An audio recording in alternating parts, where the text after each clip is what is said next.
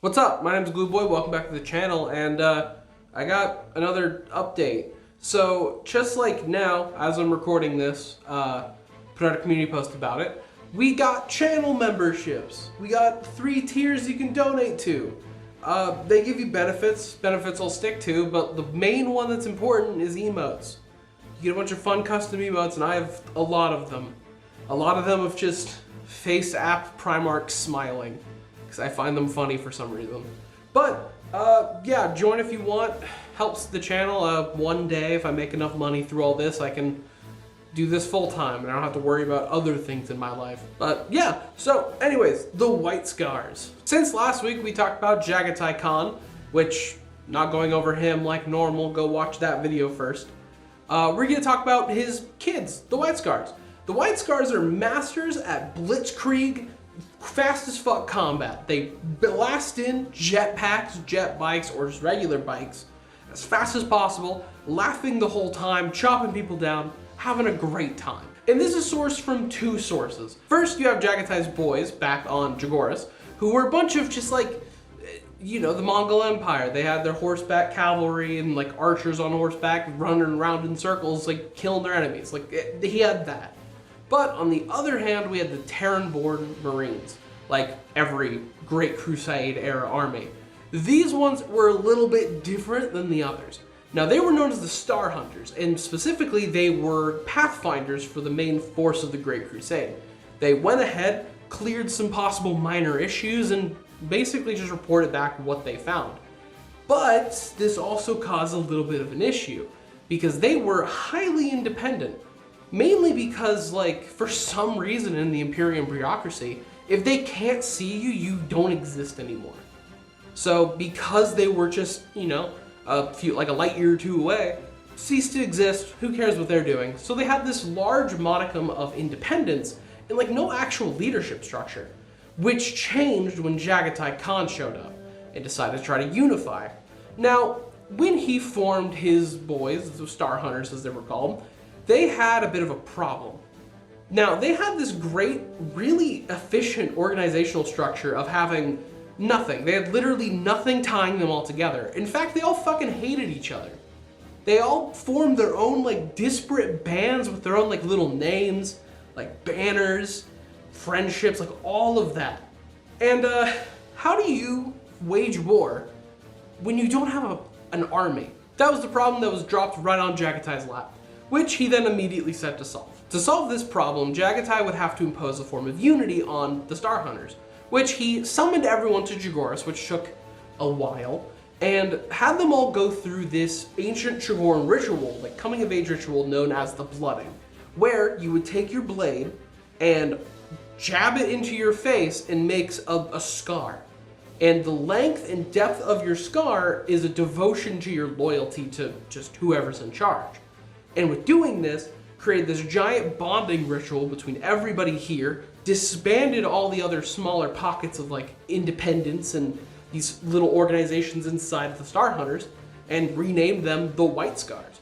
Everyone got their own fancy scar with their own fancy pattern, and then they set on the good old-fashioned Space Marine bonding time of killing orcs, where they waged war against a pretty large orc wall. And in particular, Jagatai organized everything to minimize the existing structures they had, putting them in fire teams with people they've never met. So you know you could depend on anybody in the White Scars. And they lost 10% of their troops in this war, but came out probably one of the most efficient fighting forces in like the Great Crusade. However, despite this whole unity, there's still some problems. Now, imagine this. You are aspiring to be a Space Marine. You go through the long, arduous process. You're born on Terra, raised to be a warrior, genetically modified to be the superhuman, and then you're just going to be assigned to a Space Marine Legion.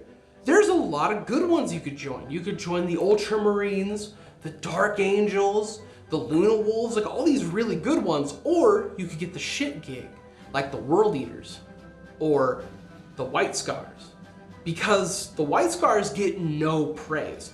They're largely ignored by the Imperium because, like I said, if they can't see you, you don't exist. So you're doing all this really impressive, cool shit and getting nothing out of it.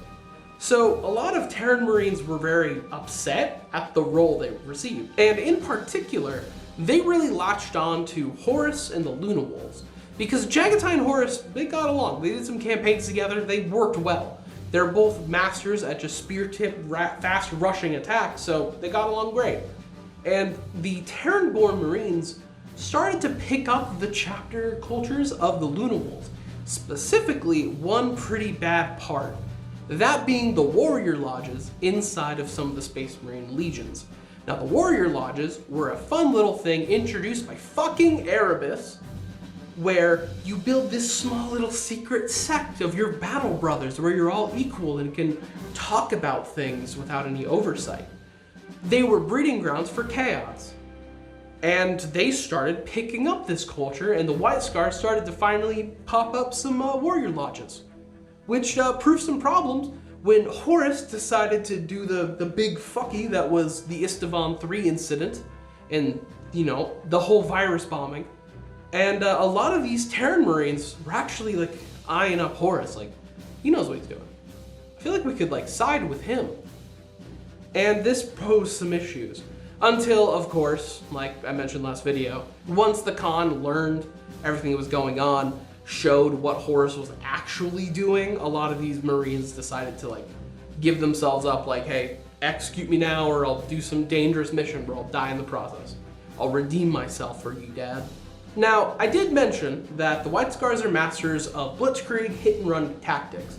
Kind of like, when you think about it, another chapter I talked about before, a chapter I personally really like, the Raven Guard. The Raven Guards are also masters at this. However, the White Scars and Raven Guard have a massive, massive rivalry.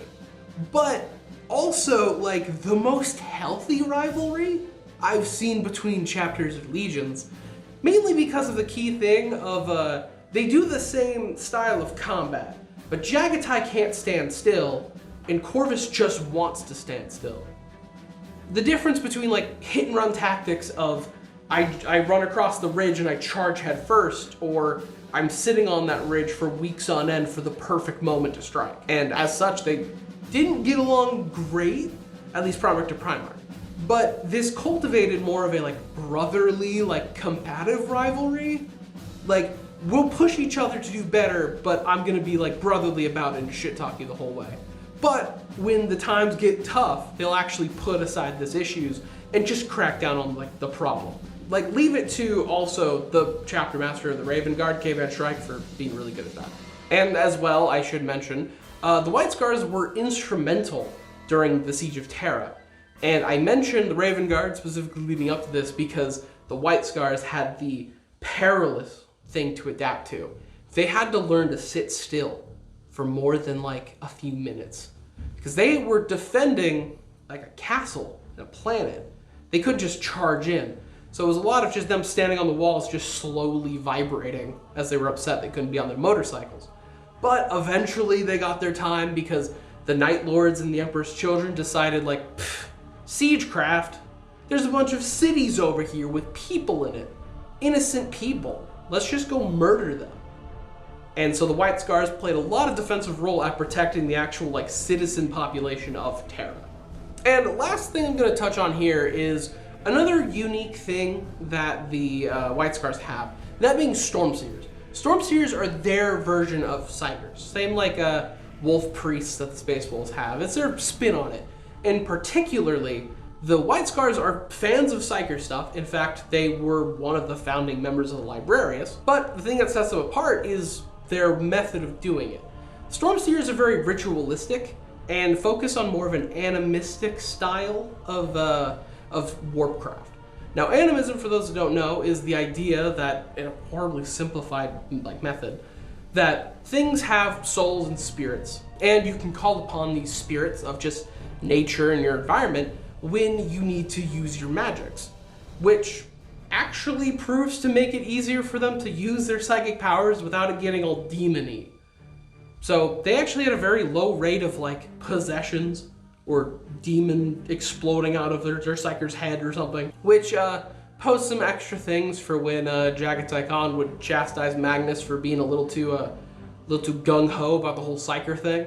Because here he was with a pretty stable practice of psyker-ness, and then here's Magnus directly giving his boys like, hey, I got you a familiar, and it's just a Tzeentch demon. And as well, one thing I'll talk about like down the line when I actually talk about these characters, there's a concept with the White Scars where their current chapter master is known as the Great Khan. The current chapter master of the White Scars, I'll be completely honest, is really fucking boring, so I'm not talking about him.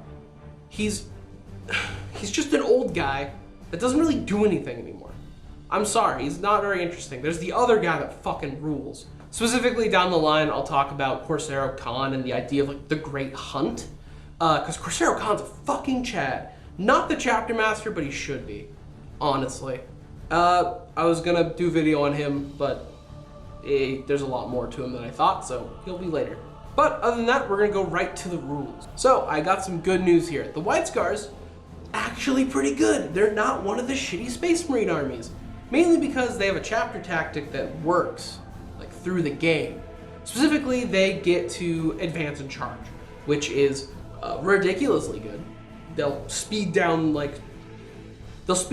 as fast as possible, get right into melee, and then like a alright one. You know, they get rid of the penalty to assault weapons when they advance. You know, when you advance and shoot with an assault weapon, you just take a -1 to hit, and they get rid of that. Handy. It serves them pretty well in the tabletop. What's good? So, past me was stupid, so I gotta come in post. Because I forgot to mention the devastating charge rule, which is pretty fucking good when you add that to your chapter tactic, as whenever you charge or make a heroic intervention, you get +1 damage characteristic to your weapon, which brings on the part that you're going to be charging into everything, succeeding those charges, and oh boy. So be in your assault doctrine when you're playing White Scars, like as much as you can. As well, building on some of their stratagems, some units that they have, and bringing a lot of bikes, you're going to be stupidly fast. Not like Eldar fast, but you're getting close to it. And like I mentioned in the lore bit, their actual Stormseer abilities come through in the game. And their unique psychic discipline kinda rules, not gonna lie. Pretty fun options here, like buffing your own advance and charges and destroying another person's charge roll, for instance. Like, there's a lot of really good options here to like pick and choose from. I can't say the same about like their warlord traits, as all of them are very like self-buff, killy stuff. And if you watched my rule segments enough, you know that I'm biased in my warlord picks. I don't like warlord traits that turn a character into a beat stick. It's not my style. I like a warlord to feel like a warlord and like lead people, have aura buffs and all that. Don't really get that. You have Master Rider if you have your warlords on a bike. I think that one at least is pretty cool. And then the list building, and I have some disappointing news. Despite the already bad news of if you're getting into White Scars, have fun painting white minis. Painting white armor is absolute ass. Just have fun with all your paint chalking up, or a single mistake of ruining the pristine white armor you have. I'm jealous of those of you who can actually pull it off. But other than that, like, your unique shit is just bad. Like, you have your unique character, like I mentioned, Corsaro Khan, an absolute Chad. Like, his stats suck. This guy's lame. Even if you put him on a bike, he's kind of lame.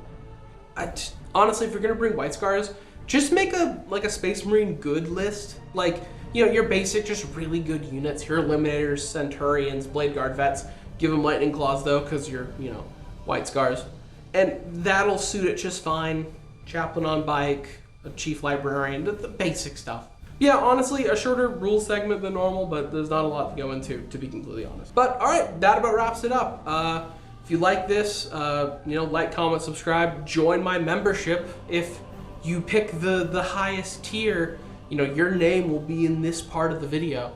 So that's something, if you want that. But yeah, that's it. See ya.